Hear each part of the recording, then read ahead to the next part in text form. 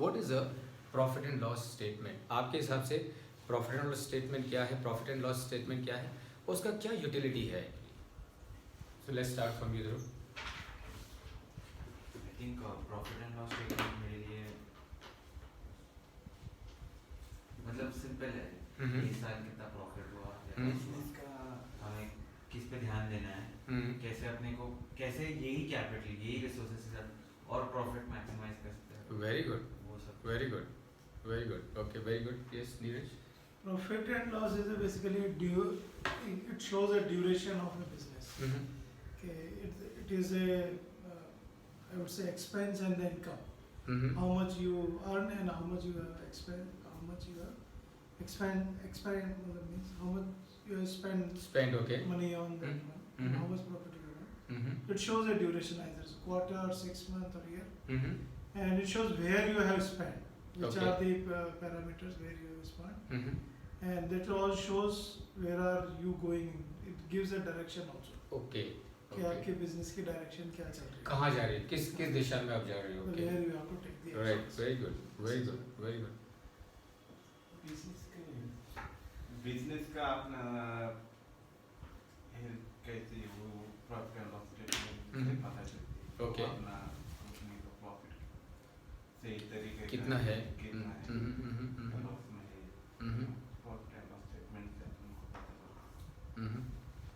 Sir same ही है, profit and loss जो हमारा बिजनेस किस तरह से चल रहा है उसको हमको कैसा कितना लॉस कम करके कैसे प्रॉफिट कर सकते हैं उसको ओके, उसी पे ध्यान देना है। Very good. तो अब सवाल ये है कि प्रॉफिट एंड लॉस का इस्तेमाल बिजनेस की परफॉर्मेंस को इम्प्रूव करने के लिए कर सकते हैं?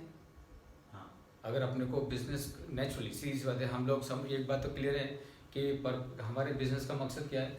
हमारे बिजनेस का मकसद है to create more value by making more cash profit. Clear है? तो यानी कि कैश प्रॉफिट तो बढ़ाना है। प्रॉफिट एंड लॉस की को समझ के इज इट पॉसिबल कि आप आपके बिजनेस की परफॉर्मेंस इंप्रूव कर पाओ? आंसर यस है। उसमें सवाल है कि कैसे करोगे, सवाल यह कि कैसे करोगे, किस तरह से आप P&L स्टेटमेंट और P&L का इस्तेमाल करोगे टू इंक्रीज आपके बिजनेस की परफॉर्मेंस को इम्प्रूव करने के लिए। अब देखिए the practical side of profit and loss statement, यानी कि पूरी दुनिया में जो बोर्ड ऑफ डायरेक्टर्स हैं, जो चेयरमैन हैं, जो मैनेजिंग डायरेक्टर हैं, जो CFO हैं, जो फाइनेंशियल एनालिस्ट हैं, जो बैंकर्स हैं, जो फाइनेंशियल कंट्रोलर हैं, मर्चेंट बैंकर्स हैं, इन्वेस्टमेंट बैंकर्स हैं, वो सारे के सारे प्रॉफिट एंड लॉस को किस तरह से देखते हैं और प्रॉफिट एंड लॉस को यूज़ करके किस तरह से वो परफॉर्मेंस को इम्प्रूव करते हैं। Let us understand this. तो सबसे पहले तो इज योर सेल्स, है ना? सबसे पहला जो आपका प्रॉफिट एंड लॉस में है वो सेल्स है। एंड लेट्स से ये जो सेल्स का फिगर है वो है 1000। अब ये जो सेल्स है, ये जो सेल है, इसको आप सेल्स बोल सकते हो, टोटल रेवेन्यू बोल सकते हो, आप इसको बॉटम लाइन, इसको टॉप लाइन भी बोल सकते हो। एंड आप इसको टॉप लाइन क्यों बोल सकते हो? क्योंकि ये सब जो टॉप में टॉप की लाइन है, and that is why it is called as top line, और कोई कारण नहीं है। So that's all. मतलब वो अगर कोई आपसे बोल रहा है कि आपकी कंपनी की टॉप लाइन कैसी है, तो इसका मतलब आपसे क्या पूछ रहा है कि आपकी सेल्स कैसी है। और क्यों बोल रहा है टॉप लाइन? बिकॉज सबके लाइन जो सबसे टॉप पर है, and that is the only reason. तो आपकी सेल्स हो गई। अब सेल्स में से आप क्या करोगे? आप सेल्स में से माइनस करोगे। पहली कॉस्ट कौन सी माइनस करोगे?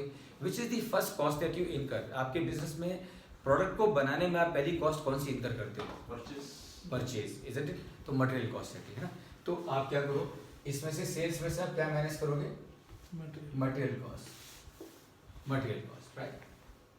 अच्छा, अब दूसरी कॉस्ट कौन सी माइनस करोगे आप? Labour, correct. सो दूसरी कॉस्ट आप माइनस करोगे मैन्युफैक्चरिंग कॉस्ट, है ना? सो सब देखो, फाइनेंस की ब्यूटी ये है कि सब कुछ लॉजिकल है, उसमें मतलब कुछ भी इधर उधर से आता नहीं है, पर आप एकदम सीक्वेंस लॉजिक से आता है। तो आप क्या करोगे? लेट्स से आपकी जो मटेरियल कॉस्ट है वो 400 की है ना? और आपकी जो मैन्युफैक्चरिंग एक्सपेंसेस हैं, यानी कि इस मैन्युफैक्चरिंग एक्सपेंसेस में रॉ मटेरियल को फिनिश प्रोडक्ट में कन्वर्ट करने के लिए जो भी आप खर्चे करते हो, वो सारे के सारे खर्चे दोज वो सारे खर्चे उनको हम बोलते हैं मैन्युफैक्चरिंग एक्सपेंसेस, राइट। तो वो समझो 100 है ना।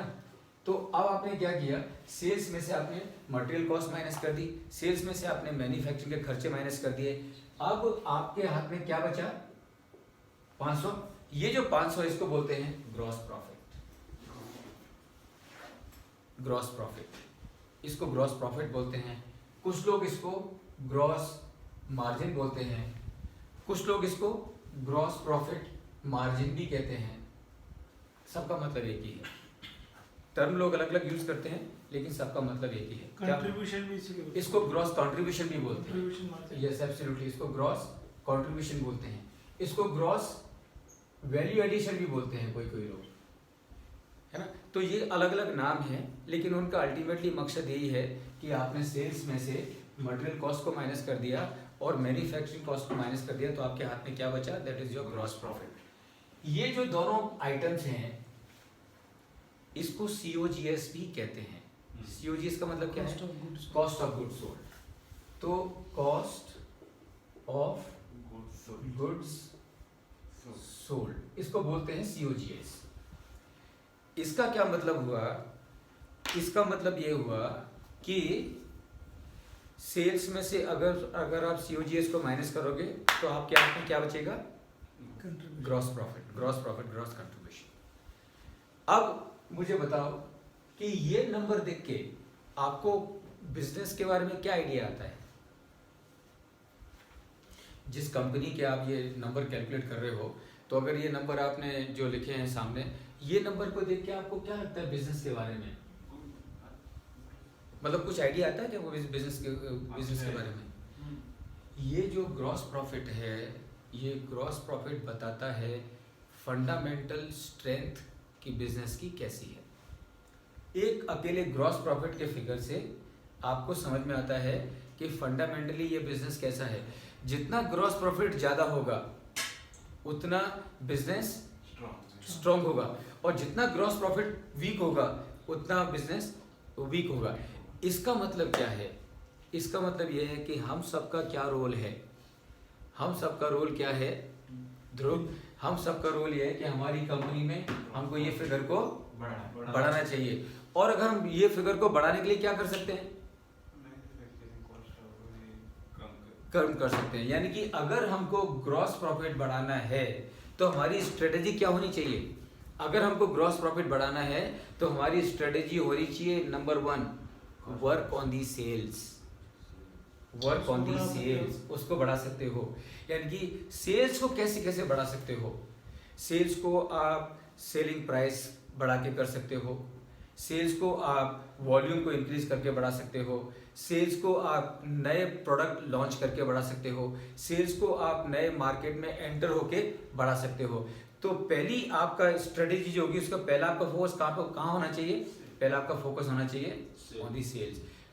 Do whatever you can for increasing the sales. और मैं आपको एक चीज़ बताऊँ यहाँ पर फ्रेंड्स कि सबसे बड़ी हमारे पास में पावर है, मालूम है क्या है, डू यू नो। हम सबकी सबसे बड़ी पावर क्या है, सबसे बड़ी पावर जो कि हमको दुनिया में कहीं लेके जा सकती है, विल पावर, कॉन्फिडेंस। सबसे बड़ी पावर जो कि हमको दुनिया में कहीं भी लेके जा सकती है, एंड वो है हमारी पावर टू थिंक और थिंकिंग पावर। यस और नो।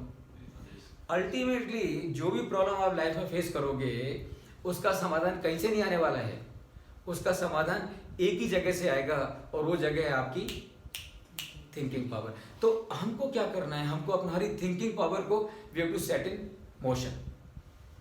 सेल्स पे काम करिए। दूसरा, work on the raw material cost. Raw material cost में आपके चैलेंजेस हो सकते हैं, रॉ मटेरियल कॉस्ट में आपके चैलेंजेस हो सकते हैं बिकॉज रॉ मटेरियल आपके हाथ में ज़्यादा नहीं है, सेल्स आपके हाथ में है बिकॉज काफ़ी सारा सेल्स का आप मनूवर कर सकते हो। बिकॉज अल्टीमेटली जैसे कि मैंने पहले कहा कि आपके कस्टमर की आपके प्रोडक्ट से जितनी ज़्यादा लाइफ कंफर्टेबल होगी उतना ज़्यादा कस्टमर आपको प्राइस देने को तैयार होगा। तो सेल्स में आपको रोल है, सेल्स में आप कर सकते हो, क्योंकि आप क्या कर सकते हो कि हाउ कि किस तरह से मैं मेरे प्रोडक्ट को, मेरी सर्विस को इतना पावरफुल बनाऊं कि मेरे कस्टमर को लगना ही चाहिए कि मुझे तो इनके पास ही जाना है, किसी और के पास जाना नहीं है। रॉ मटेरियल में आपको ज़्यादा चॉइस नहीं है। मैन्युफैक्चरिंग एक्सपेंसेस में कुछ हद तक ये आपके हाथ में है, कुछ हद तक ये आपके हाथ में। टेक्नोलॉजी का इस्तेमाल करके, इनएफिशिएंसी जो सिस्टम में है उसको रिमूव करके, बहुत ज़्यादा रिसोर्सेज लग रहे हैं उनको थोड़ा कम करके आप मैन्युफैक्चरिंग कॉस्ट को कम कर सकते हो। So this is how you improve your gross profit. ये सिग्निफिकेंस है of the gross profit, this is the significance of the gross profit.